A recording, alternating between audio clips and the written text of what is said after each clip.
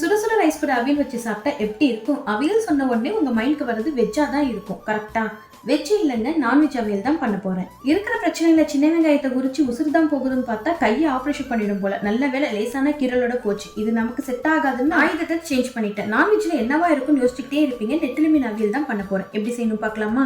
நெத்திலி மீன்ல இருக்கிற முள்ளெல்லாம் கம்ப்ளீட்டா எடுத்துட்டு கிளீன் பண்ணி எடுத்துக்கோங்க. அப்போதான் சாப்பிடும் போது கஷ்டம் இல்லாம இருக்கும். இப்போ ஒரு சட்டியில தேங்காய் எண்ணெய் கிளீன் பண்ணி வச்சிருக்கேன். நெத்திலி மீன், சின்ன வெங்காயம், கருவேப்பிலை, மஞ்சள் தூள், தனியா தூள், தேவையான உப்பு சேர்த்து நல்லா பெரட்டி விட்டு மூடி போட்டு குக் பண்ணி எடுத்துக்கலாம். இந்த கேப்ல ஒரு கைப்பிடி தேங்காய், 15 சின்ன வெங்காயம், 2 பச்சை மிளகாய், கொஞ்சமா கொரியண்டர் லீவ்ஸ், சீரகத்தூள் சேர்த்து கொரன்னு அரைச்சு எடுத்துக்கோங்க. மீன் குக் ஆகணும். அரைச்ச தேங்காய் சேர்த்து நல்லா மிக்ஸ் பண்ணி 10 நிமிஷம் குக் பண்ணி எடுத்துக்கலாம். இது ஒரு சைடு இருக்கட்டும். கடைசியா தாளிப்பு ஒன்று கொடுத்துக்கலாம். கடுகு, வெங்காயம், மிளகாய் தூள் சேர்த்து தாளிச்சுட்டு மீன் கூட சேர்த்தீங்கன்னா நெத்திலி மீன் அவியல் ரெடி ஆகிடும். இதுக்கு முன்னாடி நெத்திலி மீன் பொடி மாஸ் பண்ணியிருந்தா அதோட லிங்கையும் டேக் பண்ண, ரெண்டையும் ட்ரை பண்ணிட்டு எப்படி இருந்துச்சுன்னு சொல்லுங்க. உண்மையா சொல்லணும்னா எனக்கும் என் ஃபேமிலிக்கும் நெத்திலி மீன் பொடி மாஸ் ரொம்ப ஃபேவரட்டான ரெசிபி. இதையும் ட்ரை பண்ணிட்டு எப்படி இருந்துச்சுன்னு சொல்லுங்க. பிடிச்சிருந்தா லைக் பண்ணிக்கோங்க. மறக்காம ஷாஸ் கிச்சனை சப்ஸ்கிரைப் பண்ணிக்கோங்க.